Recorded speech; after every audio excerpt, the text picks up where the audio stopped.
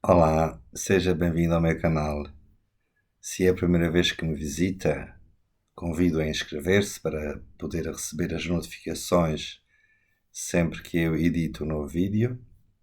Convido também a deixar o seu parecer, o seu like, gosto, como bem se diz, e a partilhar com os seus amigos. Eventualmente até a conversar com eles, debater estes temas, se considerar que são interessantes do ponto de vista cultural e do ponto de vista teológico em particular. Ainda há poucos dias, no dia 12 de maio deste ano de 2023, o Parlamento português aprovou a lei da eutanásia. E agora o Presidente da República, depois de a ter vetado já 2 vezes, é obrigado pela Constituição a promulgar esta lei. Mesmo se não concorda com ela ou se tem algumas objeções, a não ser que fizesse objeção de consciência, e o que implicaria talvez pôr em causa os seus poderes constitucionais e eventualmente até se demitir como Presidente da República. Mas não, com certeza não será o caso de ele ir até esse ponto. Embora há muitos anos na Bélgica o rei Balduíno suspendeu a sua condição de rei por causa da lei do aborto que foi aprovada na Bélgica nessa altura, nesse tempo. Acho digno de reflexão o facto de esta lei ser aprovada na véspera do dia 13 de maio, um dia importantíssimo do catolicismo em Portugal.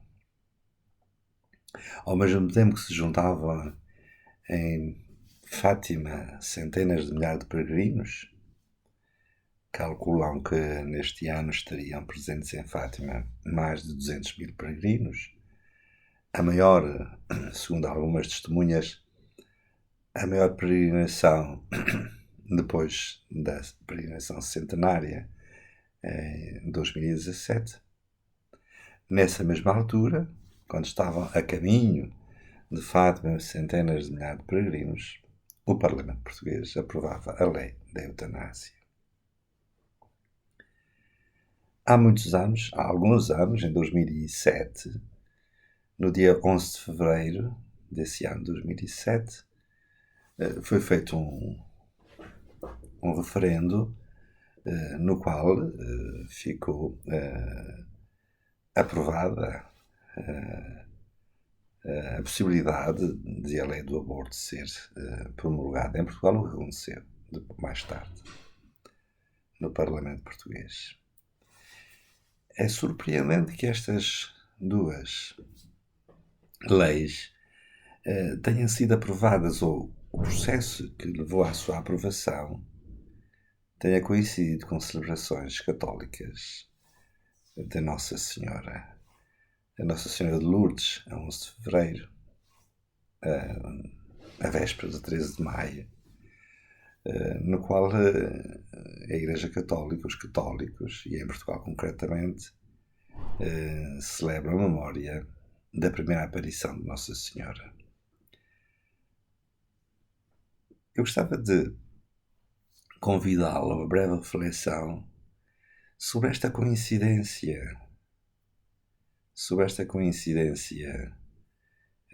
destes dois acontecimentos assim mesmo contraditórios, para nos fazer pensar no que estas leis representam de desumano. Não apenas de serem contra o cristianismo, porque do ponto de vista cristão, do ponto de vista da moral católica, isso está no Catecismo da Igreja Católica. É um pecado gravíssimo, tanto o aborto como a eutanásia. Porque a vida é o dom por excelência. Nós diríamos o direito fundamental, natural, se quisermos. O direito à vida é um direito natural.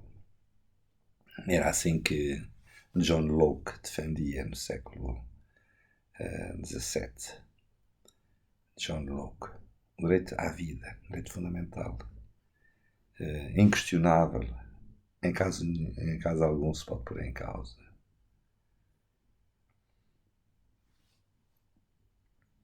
E por isso, do ponto de vista da moral católica, é um crime. É um pecado gravíssimo, um crime. E na realidade, tanto o aborto como a eutanásia são considerados homicídios e por isso penalizados pela lei, são crimes.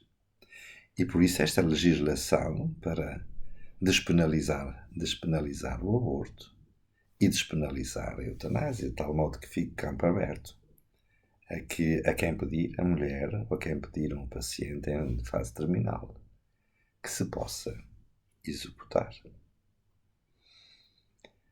O facto de terem coincidido com celebrações da Igreja Católica sobre o mistério de Nossa Senhora faz pensar ainda mais na desumanidade que estas leis, na injustiça que estas leis representam, porque apresentam como um bem aquilo que é um mal.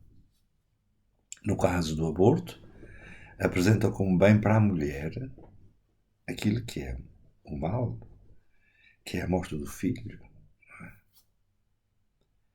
E no caso da eutanásia, apresenta como um bem para o moribundo ou para o doente terminal aquilo que é o mal, que é a própria morte. Porque nenhum ser humano deseja morrer. A vida é mais forte do que a morte. Se a questão é o sofrimento, pois os cuidados paliativos resolvem esse problema. Nós conhecemos as posições claras da ciência paliativa pelas palavras da doutora Isabel Galrice, que se tornou paladina dos cuidados paliativos que minoram o sofrimento em doenças terminais, em doenças oncológicas, não é? Ou outras.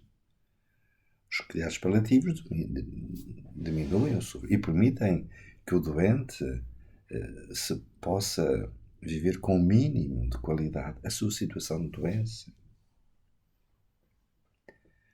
E por isso a sociedade devia investir nos cuidados paliativos e não descartar, mesmo se pede. E por isso a lei da proibição é uma lei que defendia o próprio doente ou a própria mãe. É a própria sociedade que defende, que ajuda, ou que deveria ajudar a vencer situações dramáticas pelas quais as pessoas são envolvidas. Ora, no dia 13 de maio, Nossa Senhora veio a Fátima, assim, nós acreditamos, trouxe uma mensagem muito simples. Quando a Lúcia lhe pergunta de onde é que Vossa Mercê vem, ela responde, eu venho do céu. E depois só segue-se uma conversa muito sugestiva entre a vidente e Nossa Senhora, e que pergunta se eu também vou para o céu, a Jacinta também vai para o céu, Francisco também vai para o céu. E Nossa Senhora responde, tu vais para o céu, Jacinta vai para o céu, o Francisco também vai, mas precisa de rezar muitos terços. O núcleo essencial da mensagem é esta: Nossa Senhora vem do céu para nos levar para lá. E por isso o destino último da nossa própria vida é o céu. É Deus, que nos criou-nos à sua imagem e semelhança. Até ao ponto que Santo Agostinho diz, Deus criou-nos para Ele, criou-nos para vós, Senhor, e o nosso coração só repousa quando o encontrar. E esse encontro com Deus passa pela morte, que não pode ser em caso nenhum provocada, mas acolhida no momento próprio do encontro definitivo. E por isso a vida humana, de certa maneira, é sagrada, intocável. Não está nas mãos do homem dispor da vida, nem dispor da morte, tanto no princípio como no fim. Não é? A própria filosofia, diz Emmanuel Severino, surge da tentativa humana de vencer este pavor perante a morte.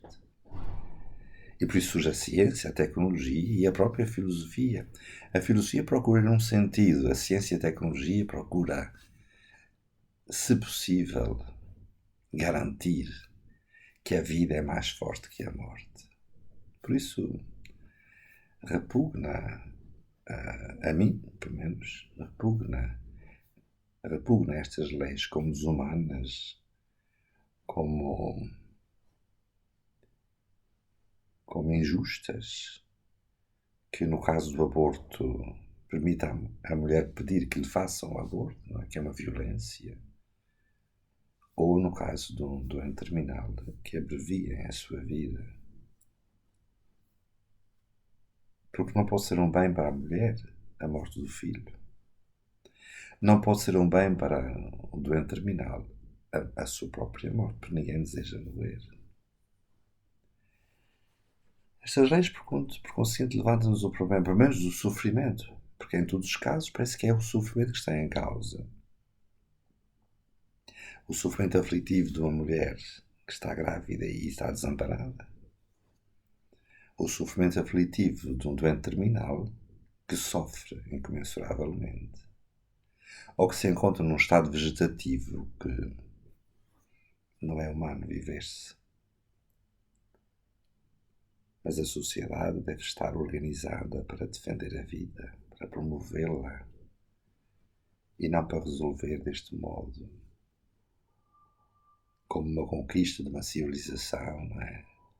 Alguém dizia num dos jornais destes dias, com a aprovação da lei da eutanásia, cumpre-se o 25 de Abril. O que é que o 25 de Abril tem com a eutanásia? A não ser com a liberdade. Se nós tomamos o 25 de Abril como o momento máximo da vivência comunitária da liberdade em Portugal, e que, portanto, devemos dar passos para viver a liberdade até às últimas consequências, mas levanta-se a questão: o que é a liberdade? O que é a liberdade? Em que é que uma mulher que pede o aborto e que realiza é livre? Em que é que um doente terminal que deixa por escrito no seu testamento vital que os outros decidam se já chegou àquelas circunstâncias para ter a sua própria existência é livre? O que é a liberdade? É fazer o que eu quiser. É interessante que um filósofo francês, Jean-Paul Sartre, nos anos 60, tornou-se famosíssimo, sobretudo nos anos 60, com a Revolução de Paris em 68. Ele dizia uma coisa curiosa, que pode ser interpretada de muitas maneiras, mas dizia uma coisa curiosa numa obra que se tornou célebre, que é o Existencialismo e o Humanismo, em que ele dizia: eu sou condenado a ser livre. A liberdade diz a minha existência, de tal modo que eu vou determinar a minha essência, o que eu sou, pelo exercício da liberdade. Eu sou condenado a ser livre, uma expressão paradoxal. Mas depois o que ele diz? O que é que eu construo com a minha liberdade? E é impressionante. Ele diz: eu, com a minha liberdade, construo o meu próprio inferno. E o inferno são os outros. É claro que o inferno aqui não tem um sentido do imaginário cultural, por exemplo, de Virgílio ou de Dante, ou até da mensagem de Fátima. Mas, em todo o caso, o inferno tem uma conotação de alguma coisa que me limita e que impede a minha própria liberdade, e que me impede de ser Deus. Isto é, o que eu construo como inferno é a minha própria finitude, a minha inutilidade. Portanto, dizer num texto dos nossos dias nos jornais, com a aprovação da lei da eutanásia, e quantos com a aprovação do aborto, e quantos com a aprovação do divórcio deram saltos qualitativos, cumprir-se o 25 de Abril, o que é que isto significa? Do ponto de vista humano, do ponto de vista filosófico. O que é que o 25 de Abril tem a ver com isto? O que é, no fundo, a liberdade? No sentido sartreano, de construir o meu próprio inferno, e de facto, a verdade é que as mulheres que abortam e situações de divórcio, etc., são um autêntico inferno para aqueles que são envolvidos nessas situações. Por isso, a mensagem de Fátima, Nossa Senhora, no dia 13 de maio, e esta coincidência com a lei da eutanásia, é muito importante para nos lembrar que o nosso destino não é a morte, mas a vida. Embora, naturalmente, pelo mistério de Jesus Cristo, pelo cristianismo, a vida passa pela cruz, não é? E, sobretudo, a liberdade vive-se na obediência à lei de Deus. À lei de Deus, que é a lei da vida, da felicidade. Sereis verdadeiramente livres se seguirdes os meus mandamentos, diz Jesus no Evangelho. Amai-vos uns aos outros como eu vos amei. É heroico dar a vida, mas não é de modo nenhum heroico tirá-la, nem a si, nem aos outros. Por isso estas leis iníquas do ponto de vista cristão, desumanas do ponto de vista humano, obrigam-nos a pensar o que é que significa morrer bem, o que é que significa uma boa vida, uma vida feliz, o que é que significa a felicidade. Esta é uma questão filosófica gravíssima, tem a ver com o sentido da própria existência humana, e que é iluminada pelo mistério cristão de que Fátima é uma graça. Eu vim do céu para vos levar para o céu. E este céu não é apenas uma dimensão apocalíptica, escatológica do fim de história, mas o céu onde está Deus, como dizem algumas crianças que interrogavam nas celebrações, é onde está Deus. E há uma palavra do Evangelho que me faz pensar muito. Quem me ama cumpre os meus mandamentos, meu Pai amá-lo-á. E nós viremos a Ele e faremos nele a nossa morada. Quem vive na santidade e vive em graça tem o céu no seu próprio coração. Aí está a maior vitória contra a morte e a maior mensagem de esperança num tempo de incerteza. É a maior mensagem de estabilidade naquilo que permanece no meio de tantas mudanças. Muito obrigado pela sua atenção e até uma próxima oportunidade, se Deus quiser. Mas pensemos nisto. É uma questão de vida ou de morte.